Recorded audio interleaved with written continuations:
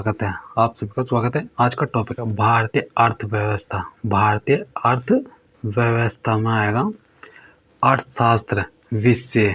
किसी भी विषय का अध्ययन उसे परिभाषित करने की प्रक्रिया से शुरू होता है। अर्थशास्त्र भी इसका अपवाद नहीं है। किसी भी विषय की परिभाषा तय करने की प्रक्रिया आसान नहीं होती। आखिर में हमें उसे परिभाषा को स्वीकार कर लेना होता है, जिसे हम आंशिक परिभाषा मान सकते हैं। अलग अलग अर्थशास्त्री विषय को अलग अलग नज़रिए से देखते हैं। ऐसे में इनकी परिभाषाएं भी अलग अलग होती हैं, लेकिन एक कार्यकारी परिभाषा तय करने के लिए अलग अलग परिभाषाओं के अंतर को कम करने की कोशिश की जाती है। कार्यकारी परिभाषा पर पहुंचने से पहले इस दिशा में की गई दो अंतर्राष्ट्रीय रूप से मान्य कोशिशों का उल्लेख जरूरी है। इसमें आएगा फर्स्ट, अर्थशास्त्र उस अवधारणा का अध्ययन है जो बताता है कि समाज किस तरह से दुर्लभ संसाधनों की मदद से मूल्यवान उत्पाद तैयार करता है और उसे विभिन्न लोगों के बीच वितरित करता है। इस परिभाषा के नज़रिए से देखें तो दो बातें अहम हैं। उत्पाद दुर्लभ है और समाज को संसाधनों का इस्तेमाल प्रभावी ढंग से करना चाहिए। जाहिर है, अर्थशास्त्र एक महत्वपूर्ण विषय है जो संसाधनों की दुर्लभता और प्रभावी उपयोग की मांग का अध्ययन करता है। पिछली आधी शताब्दी के दौरान अर्थशास्त्र के अध्ययन में विभिन्न विषयों को शामिल किया गया, जो यह अलग अलग छात्रों के विविध उद्देश्यों को पूरा करते हैं। कुछ पैसे बनाने के लिए अर्थशास्त्र पढ़ते हैं। विकसित देशों के ज़्यादातर छात्र खुद को अमीर बनाने के लिए ही अर्थशास्त्र पढ़ते हैं, लेकिन यह विकासशील देशों के लिए सही नहीं है।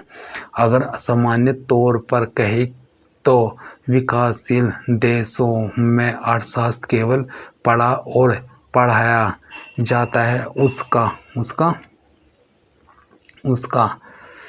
इसमें आएगा उसका प्रयोग नहीं होता। गरीबी, बेरोजगारी, मानव संसाधन विकास, शेयर लाभांश, बैंकिंग शब्दावली, मूल्य और उसमें आने वाला बदलाव, ई कॉमर्स इत्यादि के बारे में जानने के लिए भी कुछ लोग अर्थशास्त्र पढ़ते हैं। कुछ अन्य लोग अपनी जानकारी को बढ़ाने के लिए अर्थशास्त्र पढ़ते हैं। व्यक्ति, फर्म, फिर सरकार एवं अन्य संस्थाएं समाज में अपने विकल्पों का चयन कैसे करते हैं और यह चयन संसाधनों के उपयोग में समाज को किस तरह से प्रभावित करता है, इसका अध्ययन ही अर्थशास्त्र कहलाता है। मानव जीवन पृथ्वी पर मौजूद संसाधनों से बनाए गए कई तरह के उत्पादों के उपयोग पर निर्भर करता है। मानवों की चाहत की कोई सीमा नहीं है। हमारी ज़रूरतों और चाहतों को पूरा करने के लिए हमें असीमित संसाधनों की ज़रूरत है, लेकिन संसाधन सीमित हैं। ऐसी स्थिति में व्यक्ति एवं मानव समाज सीमित संसाधनों से अपनी प्रतिस्पर्धी आवश्यकताओं की पूर्ति कैसे करता है, इन्हें ही सोचना है। इसका मतलब यह है कि दुर्लभ संसाधनों के उपयोग से पहले हमें अपनी ज़रूरतों को प्राथमिकता के हिसाब से तय करने की ज़रूरत है। इस प्रक्रिया के चलते कुछ लोगों की ज़रूरत कभी पूरी नहीं हो पाएगी। इस दौरान यह भी सही है कि कुछ लोगों की कुछ ही ज़रूरतें सीमित संसाधनों के बावजूद कई बार पूरी हो सकती है। बहरहाल अर्थशास्त्र वह विषय है जिसके तहत यह अध्ययन किया जाता है कि व्यक्ति, समाज और सरकार किस तरह से अपनी प्राथमिकताओं के हिसाब से संसाधनों का इस्तेमाल अपनी आवश्यकता अनुसार करते हैं। ऐसे विकल्प का चयन कला भी है और विज्ञान भी मानव समाज द्वारा चुने गए विकल्प जो समय और स्थान के साथ बदलते रहते हैं के अध्ययन को ही अर्थशास्त्र कहते हैं। यह मानव जीवन के अध्ययन से जुड़ा बेहतरीन विषय है। कार्यकारी परिभाषा किसी भी विषय को पढ़ने के लिए उसे महसूस करना भी जरूरी है। इसकी शुरुआत विषय की भाषा से ही है, परिभाषा से ही होती है, लेकिन परिभाषाओं के साथ मुश्किल यह है कि ज़्यादातर समय में परिभाषाएं काफ़ी उलझाने वाली और तकनीकी शब्दों से भरी होती हैं। कई बार तो यह आम लोगों की समझ से बाहर की बात होती है। अर्थशास्त्रों के छात्रों को भी कई बार परिभाषाएं समझ में नहीं आती। यही वजह है कि परिभाषा को बेहद सहज और सर्वसुलभ बनाने की ज़रूरत है। मानव अपने रोज़मर्रा के जीवन में कई तरह की गतिविधि में शामिल होते हैं। इन गतिविधियों को आप विभिन्न वर्गों में बांट सकते हैं, सामाजिक, राजनीतिक आदि। अर्थव्यवस्था मानव समाज की आर्थिक गतिविधियों का अध्ययन है। ठीक इसी तरह से राजनीतिक गतिविधियों का अध्ययन राजनीतिक विज्ञान, सामाजिक गतिविधियों का अध्ययन सामाजिक विज्ञान और प्रशासनिक गतिविधियों का अध्ययन लोक प्रशासन कहलाता है। चूँकि यह सब मानव गतिविधियों का अध्ययन है, लिहाजा इसे मानविकी कहते हैं। लेकिन बड़ा सवाल यह है कि आर्थिक गतिविधियाँ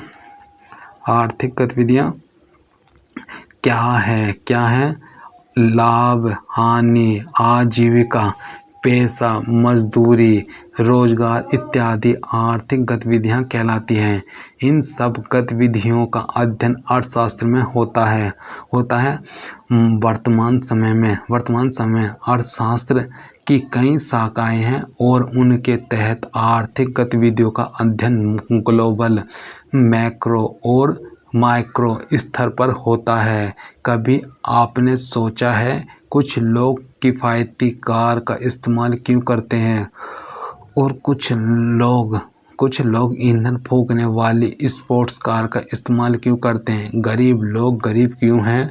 क्या पूंजीवाद आर्थिक असमानता को बढ़ाता है? क्या भूमंडलीकरण से हमारे अमीर और गरीब के बीच की खाई कम हुई है? ऐसे ही ढेरों सवाल अर्थशास्त्र के दायरे में आते हैं। आज के समय में सूचना प्रौद्योगिकी ने भी अर्थशास्त्र को नया आयाम दिया है। अर्थशास्त्र और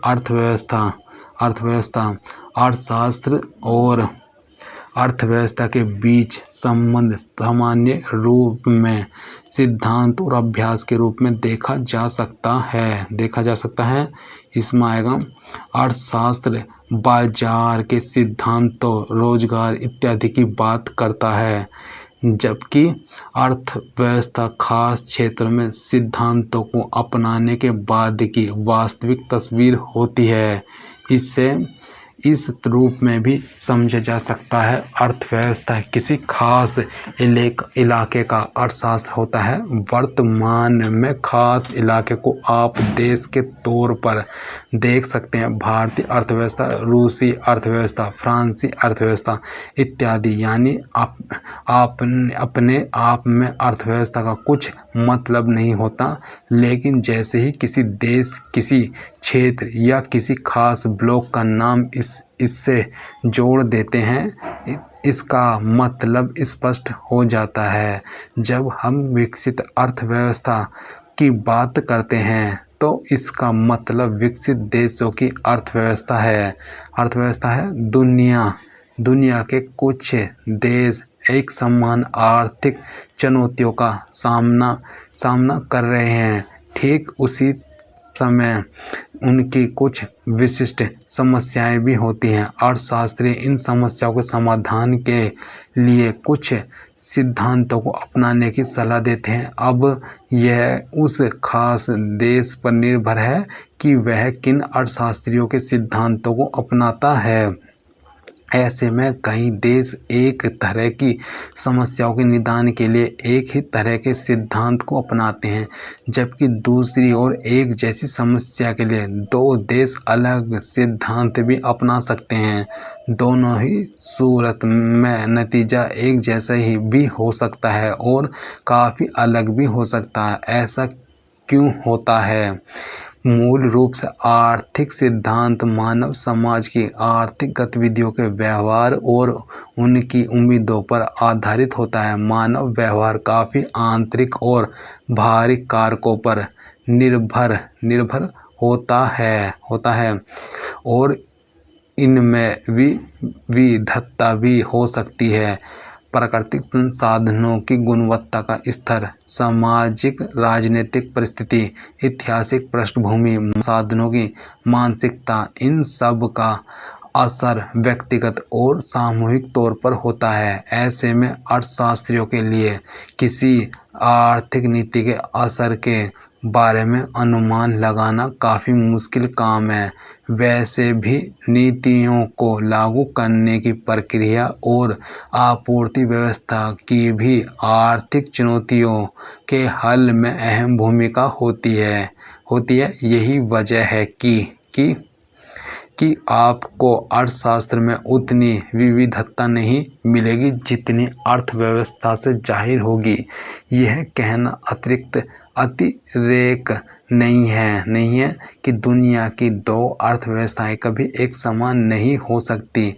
हालांकि उन्हें विस्तृत दायरे में विकसित या विकासशील या फिर कृषि आधारित या उद्योग आधारित अर्थव्यवस्थाएं कहा जा सकता है। वैसे ही विविधताएं अर्थशास्त्र को दिलचस्प विषय बनाती हैं। अर्थव्यवस्था की विविधता के चलते अर्थशास्त्री सिद्धांतों और विचारों में भी सुधार करते हैं। यह कहना ज़्यादा सही होगा कि अर्थशास्त्र भी वास्तविक चलन से विकसित होता रहता है। व्यावहारिक चलन में नए आयाम जुड़ते हैं तो अर्थशास्त्र के सिद्धांतों में भी नयापन आता है। अर्थशास्त्र के अध्ययन का वास्तविक उद्देश्य क्या है? अर्थशास्त्र और अर्थशास्त्र का अंतिम लक्ष्य क्या है? अब तक का अर्थशास्त्रीय विकास किस दिशा में किए गए प्रयासों का प्रतिफल रहा है? हालांकि अर्थशास्त्र की विषय वस्तु का आकार आज काफ़ी वृहत है, लेकिन अगर हम इसके अब तक के विकास का सार निकालें तो इसके केंद्र में पृथ्वी पर मानव जीवन की बेहतरी रहा है। मानव जीवन सुधार और मानव जगत के जीवन स्तर में सुधार अर्थशास्त्र का केंद्र रहा है। कोई देश या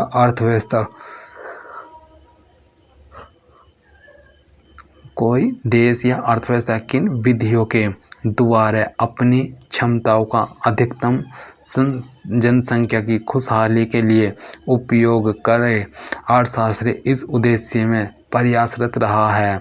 इस प्रक्रिया में अन्याय अवधारणाओं और सिद्धांतों का विकास हुआ है। इस दिशा में सबसे पहला सशक्त प्रयास स्कॉटलैंड के प्रख्यात दार्शनिक अर्थशास्त्री एडम स्मिथ द्वारा किया गया, जब उनकी पुस्तक द वेल्थ ऑफ नेशन 1776 का प्रकाशन हुआ। इस पुस्तक से ही शास्त्रीय अर्थशास्त्र का उद्गम माना जाता है। इसी प्रकार आने वाले काल में अनेक अर्थविदों द्वारा एक से एक बेहतर और विविध पुस्तकें लिखी गई, जिन सब का एक ही उद्देश्य था, मानव की आर्थिक गतिविधियों का अध्ययन तथा उन गतिविधियों की सर्वोच्च क्षमता का विकास ताकि मानव जीवन को बेहतर से बेहतर बनाया जा सके। मानव जीवन की बेहतरी की दिशा में अर्थशास्त्र का यह दौर आज भी जारी है। अर्थव्यवस्था की मुख्य चुनौतियाँ चाहे कालखंड कुछ भी रहा हो, अर्थव्यवस्थाओं की मूल चुनौती रही है अपनी जनसंख्या को आवश्यकता की वस्तुओं और सेवाओं को उपलब्ध कराना। अर्थ वस्तुओं की श्रेणी में आवश्यक मदे यथा भोजन, आवास, वस्त्र इत्यादि से लेकर गैर मदे यथा रेफ्रिजरेटर, टीवी, कार इत्यादि हो सकती है। इसी प्रकार जनसंख्या को जिन सेवाओं की आवश्यकता होती है वे स्वास्थ्य, शिक्षा, पेयजल से लेकर उच्चतर प्रकार की सेवाएं जैसे बैंकिंग, बीमा, वायु परिवहन, टेलीफोन, इंटरनेट इत्यादि तक हो सकती है। कोई अर्थव्यवस्था जैसे विकास की ओर अग्रसर होती है, उसकी वस्तुओं एवं सेवाओं की मात्रा और प्रकार दोनों बढ़ती जाती हैं। सीमित संसाधनों का इष्टतम दोहन करके अपने समसामयिक आवश्यकताओं की पूर्ति करना प्रत्येक अर्थव्यवस्था की चुनौती रही है। कोई भी अर्थव्यवस्था जैसे ही एक श्रेणी की वस्तुओं और सेवाओं को उपलब्ध कराने में सफल होने की स्थिति में आती है, विकास के नए स्तर में उच्चतर श्रेणी की वस्तुओं एवं सेवाओं की मांग प्रारंभ हो जाती है। इसी प्रकार अपनी जनसंख्या की आवश्यकताओं को पूरा करने का यह दौर प्रत्येक अर्थव्यवस्था में अनवरत चलता रहता है और यह प्रक्रिया कभी नहीं खत्म होने वाली है। इस चुनौती के दो आयाम हैं। प्रथम अपने उपलब्ध संसाधनों के दोहन के द्वारा उन वस्तुओं और सेवाओं का उत्पादन जिनकी उस समय जनसंख्या को आवश्यकता होती है। अपनी उत्पादन प्रक्रिया का स्तर प्राप्त करना आवश्यक होता है। उत्पादन के इस स्तर को प्राप्त करने के लिए उपयुक्त मात्रा के निवेश की आवश्यकता होती है। यह निवेश वहाँ की सरकारी, निजी क्षेत्र और देशी और या विदेशी या फिर सरकार और निजी क्षेत्र के संयुक्त प्रयास से जुटाया जा सकता है। वस्तुओं और सेवाओं के उचित स्तर के उत्पादन के बाद द्वितीय चुनौती है वितरण की। उत्पादित वस्तु को जनसंख्या तक वितरण की किस प्रणाली द्वारा पहुंचाना उचित होगा, यह दूसरी चुनौती होती है। वितरण तंत्र मॉडल। फिर वितरण तंत्र के क्षेत्र में 3 मॉडल ऐतिहासिक रूप से अस्तित्व में हैं। राज्य बाजार तथा राज्य बाजार का मिला-जुला मॉडल।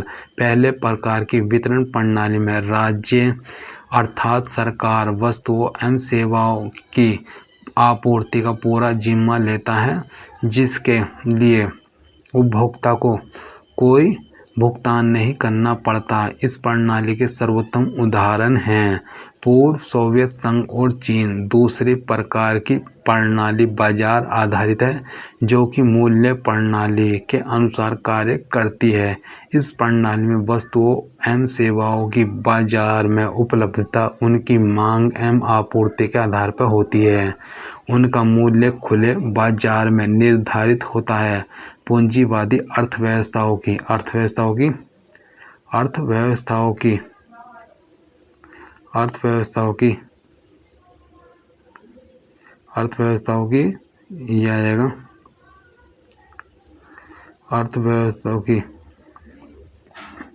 यह आएगा वितरण मॉडल के क्षेत्र में 3 मॉडल ऐतिहासिक रूप से अस्तित्व में हैं। राज्य बाजार तथा राज्य बाजार का मिला-जुला मॉडल। पहले प्रकार की वितरण प्रणाली में राज्य अर्थात सरकार वस्तुओं एवं सेवाओं की आपूर्ति का पूरा जिम्मा लेता है, जिसके लिए उपभोक्ता को कोई भुगतान नहीं करना पड़ता। इस प्रणाली के सर्वोत्तम उदाहरण हैं पूर्व सोवियत संघ और चीन। दूसरे प्रकार की प्रणाली बाजार आधारित है, जो कि मूल्य प्रणाली के अनुसार कार्य करती है। इस प्रणाली में वस्तुओं एवं सेवाओं की बाजार में उपलब्धता उनकी मांग एवं आपूर्ति के आधार पर होती है। उनका मूल्य खुले बाजार में निर्धारित होता है। पूंजीवादी अर्थव्यवस्थाओं की यह वितरण प्रणाली थी। सन 1929 की महान मंदी तक यूरो अमेरिका देशों में तीसरी और सर्वाधिक प्रचलित वितरण प्रणाली इन अन्य दोनों प्रणालियों के अनुभव से उपजी के बाद आएगा, जो कि राज्य बाजार का मिश्रण है।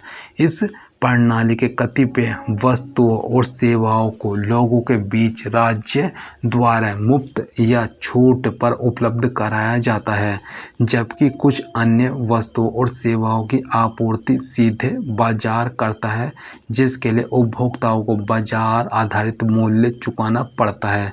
दुनिया की लगभग सभी अर्थव्यवस्थाएं इन्हीं में से एक या अन्य प्रकार की वितरण प्रणालियों का अनुसरण करती है। जनसंख्या की सामाजिक आर्थिक रचना में परिवर्तन के अनुरूप अर्थव्यवस्थाओं में राज्य एवं बाजार द्वारा वस्तुओं एवं सेवाओं की पूर्ति के मिश्रण की पुनर्परिभाषा की जाती है। अर्थव्यवस्था का संगठन इसमें आएगा। ऐतिहासिक तौर पर नागरिक समाज पर किस एक मुद्दे ने सबसे ज़्यादा प्रभाव डाला, वह अर्थव्यवस्था में उत्पादन की प्रक्रिया की व्यवस्था है। क्या उत्पादन पूरी तरह से इसमें आएगा। सिर्फ सरकार या राज्य की जिम्मेदारी होनी चाहिए, या फिर इसमें निजी क्षेत्र को भी काम करने की मंजूरी होनी चाहिए, या फिर संयुक्त उपक्रम सबसे बेहतर उपाय और निजी क्षेत्र की साझेदारी का उपक्रम संबंधित देशों की सामयिक विचारधारा के अनुरूप विश्व में अर्थव्यवस्था को संगठित करने की अब तक 3 प्रणालियां उद्भूत हुई हैं। अर्थशास्त्र की बेहतर समझ के लिए इनका संक्षेपित विवरण आवश्यक है। पूंजीवादी अर्थव्यवस्था 1776 में प्रकाशित एडम स्मिथ की मशहूर किताब द वेल्थ ऑफ नेशंस को पूंजीवादी अर्थव्यवस्था का उद्गम स्रोत माना जाता है। एडम स्मिथ 1723 और 1790 स्कॉटलैंड में जन्मे दार्शनिक अर्थशास्त्री थे। यूनिवर्सिटी ऑफ ग्लासगो के प्रोफेसर स्मिथ के लेखन ने कुछ खास विचारों को जन्म दिया, पश्चिमी देशों में लोकप्रिय हुए और अंततः पूंजीवाद का जन्म हुआ। उन्होंने तब वाणिज्य और उद्योग में सरकार के ज़्यादा नियमन के खिलाफ आवाज़ उठाई थी। इस नियमन की वजह से अर्थव्यवस्था का विकास उस रफ्तार से नहीं हो पा रहा था जिस रफ्तार से हो सकता था। उनके मुताबिक इसके चलते ही लोगों की आर्थिक स्थिति भी बेहतर नहीं हो पा रही थी। उन्होंने सम विभाजन पर जोर देते हुए कहा था, अर्थव्यवस्था में सरकारी हस्तक्षेप की नीति अपनाई जानी चाहिए। उन्होंने अपने बौद्धिक प्रस्ताव में बताया कि बाजार की शक्तियों के अदृश्य हाथ देश में संतुलन की स्थिति को लाएंगे और आम लोगों की स्थिति बेहतर होगी।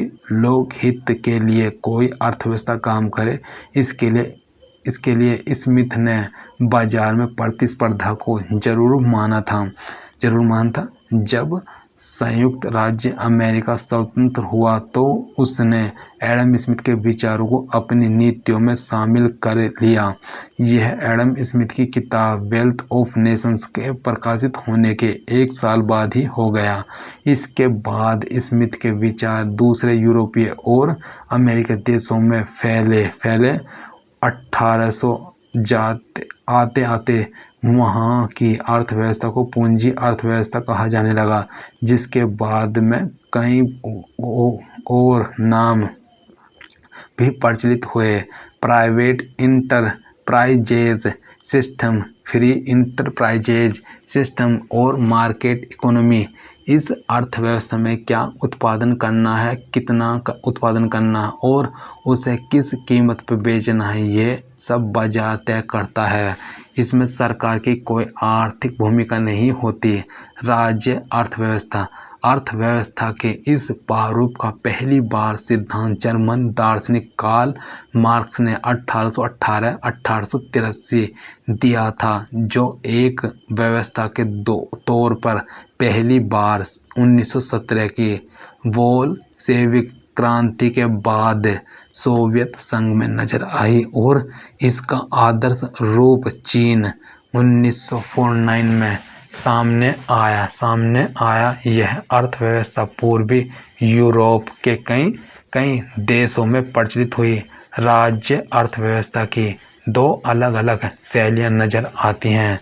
सोवियत संघ की अर्थव्यवस्था को समाजवादी अर्थव्यवस्था कहते हैं, जबकि 1985 से पहले चीन की अर्थव्यवस्था को साम्यवादी अर्थव्यवस्था कहते हैं।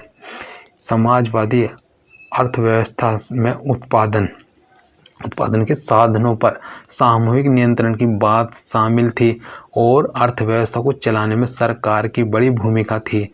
वहीं साम्यवादी अर्थव्यवस्था में सभी संपत्तियों पर सरकार का नियंत्रण था। यहाँ तक संसाधन भी सरकार के अधीन ही थे। इसमें सरकार के पास सारी शक्तियाँ मौजूद होती हैं। मार्क्स के मुताबिक समाजवाद साम्यवाद के रास्ते में बदलाव का समय है, लेकिन यह वास्तविकता में भी कभी नहीं होता है। मूल रूप से इस अर्थव्यवस्था की उत्पत्ति ही पूंजीवादी अर्थव्यवस्था की लोकप्रियता के विरुद्ध में हुई। इसमें हर विपरीत बातों को शामिल किया गया। इसमें उत्पादन, आपूर्ति और कीमत सबका फैसला सरकार द्वारा लिया जाता है।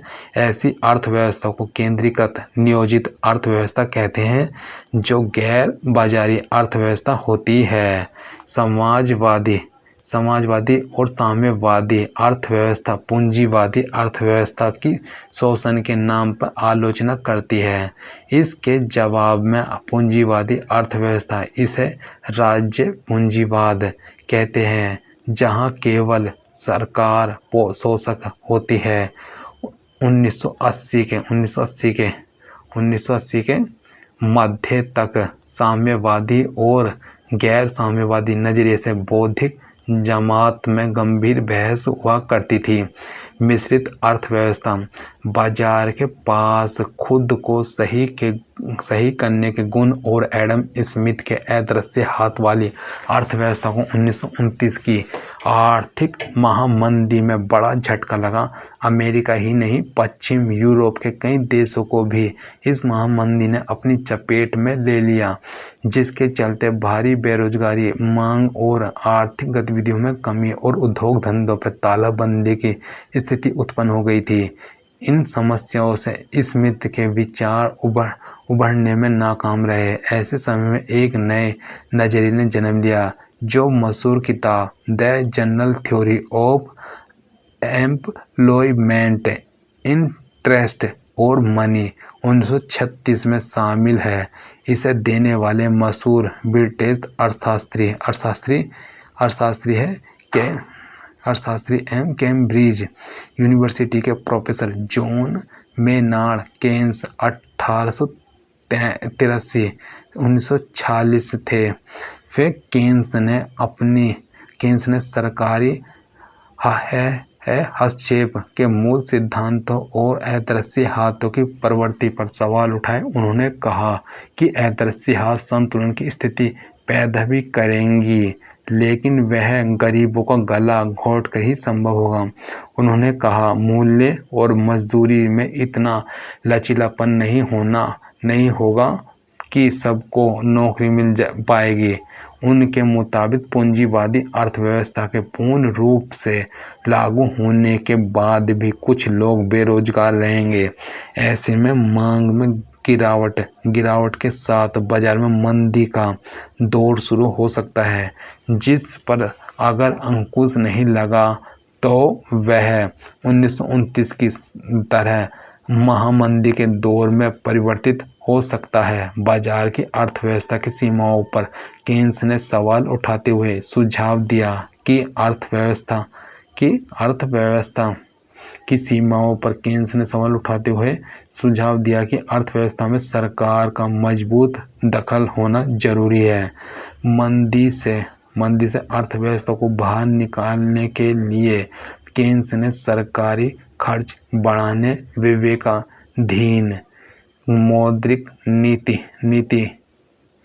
राजकोषीय घाटा, ब्याज दर में कटौती, मुद्रा की सस्ती आपूर्ति इत्यादि और उत्पाद सेवाओं की मांग को मजबूत करने का सुझाव दिया, क्योंकि यह सब मंदी के अहम कारक थे।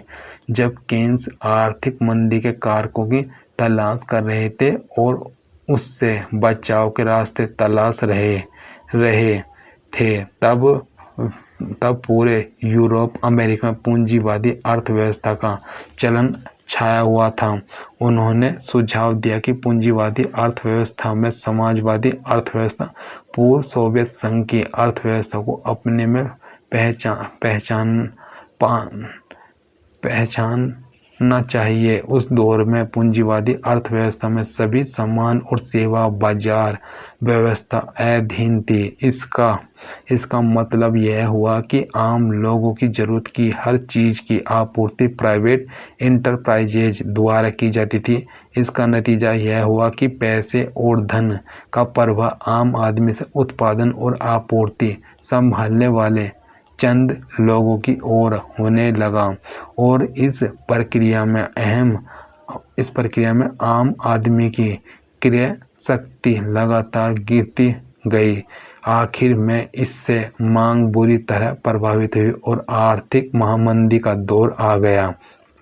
केन्स की सलाह के मुताबिक कई पूंजीवादी अर्थव्यवस्थाओं में नई आर्थिक नीतियों को शुरू किया गया।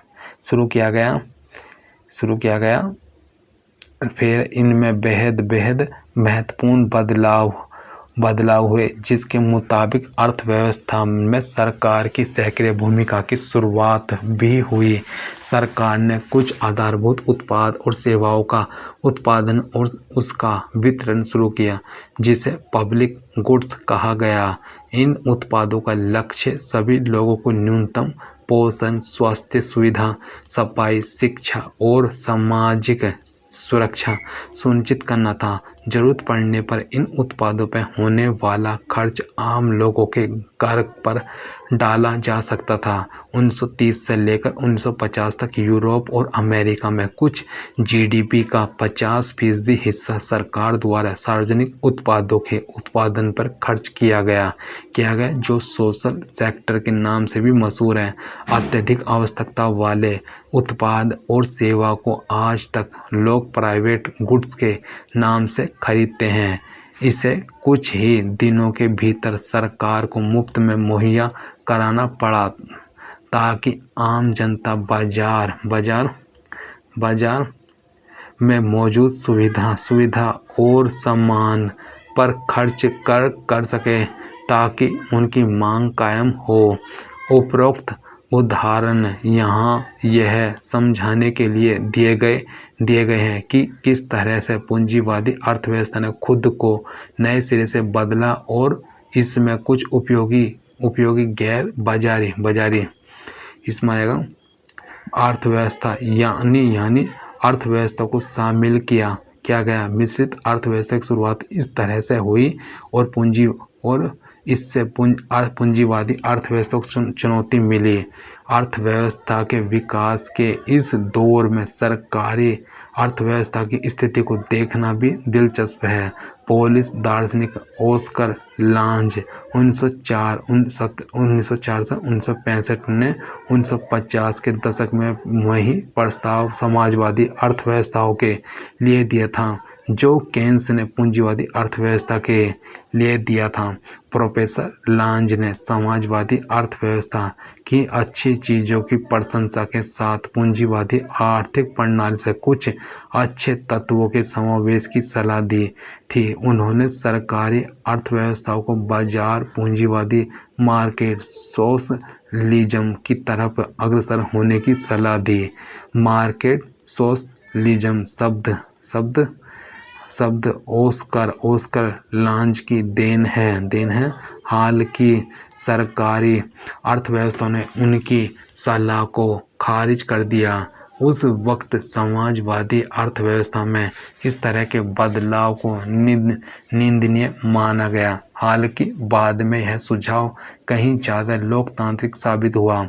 केन्स ने सुझाव दिया था कि पूंजीवादी अर्थव्यवस्था को समाजवादी अर्थव्यवस्था की ओर कुछ कदम बढ़ाना चाहिए, जबकि प्रोफेसर लांज ने कहा कि समाजवादी अर्थव्यवस्था को पूंजीवादी अर्थव्यवस्था की ओर कुछ कदम बढ़ाना चाहिए। लोकतंत्र में इस तरह के प्रयोग की गुंजाइश होती है जिसका परिणाम आने वाले समय में मालूम होता है, लेकिन समाजवादी और साम्यवादी राजनीतिक व्यवस्थाएं अपनी प्रकृति में जड़ होती हैं, लिहाजा उन्होंने कोई प्रयोग नहीं किए और इसका असर हुआ कि उनकी अर्थव्यवस्थाओं का पतन शुरू हो गया। साम्यवादी चीन में माओ त्से तुंग के नेतृत्व में पहली बार अर्थव्यवस्था में सरकार के पूर्ण नियंत्रण के खिलाफ में विचार सामने आया।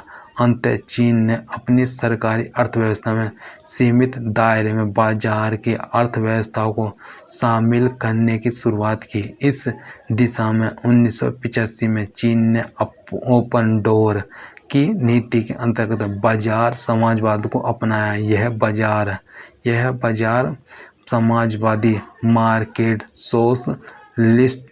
सोशलिज्म का पहला उदाहरण रहा। दूसरे सरकारी अर्थव्यवस्था वाले देश की तरह प्रयोग करने में नाकाम रहे क्योंकि उन्होंने इसके लिए पूरी तैयारी नहीं की। हालांकि दूसरी सरकारी अर्थव्यवस्थाओं के लिए बाजार की अर्थव्यवस्था को शामिल करना उतना आसान भी नहीं था। सोवियत संघ में भी बाजार की अर्थव्यवस्था को शामिल करने की कोशिश हुई। सोवियत संघ में ग्लासनोस्ट और पेरेस्ट्रोइका नामक विचारों को अपनाया गया। रूसी शब्द ग्लासनोहत का मतलब खुलापन होता है, जबकि पेरेस्ट्रोइका से तात्पर्य पुनर्संरचना से है। इनके परिणाम के चलते ही सोवियत संघ का बंटवारा हो गया। विशेषज्ञों के मुताबिक बंटवारे की वजह आर्थिक कुप्रबंधन के चलते राजनीतिक व्यवस्था का चरमरा जाना रहा। दूसरी सरकारी अर्थव्यवस्था ने जब मार्केट सोशलिज्म को अपनाने की कोशिश की तो बदलाव के दौर में उन्हें गंभीर आर्थिक संकट के दौर से गुजरना पड़ा। दरअसल बाजार समाजवाद की दिशा में अग्रसर होने से पहले कई मापदंडों पर उसकी तैयारी करनी होती है। चीन ने माओ त्से के समय से ही, खासकर 1975 के बाद से, इस दिशा में काफ़ी होमवर्क शुरू कर दिया था। इसके चलते ही वह अपनी अर्थव्यवस्था में बदलाव लाने में कायम रहा। सरकारी अर्थव्यवस्था से बाजार की बड़ी अर्थव्यवस्था बनने का चीन सबसे आदर्श उदाहरण है।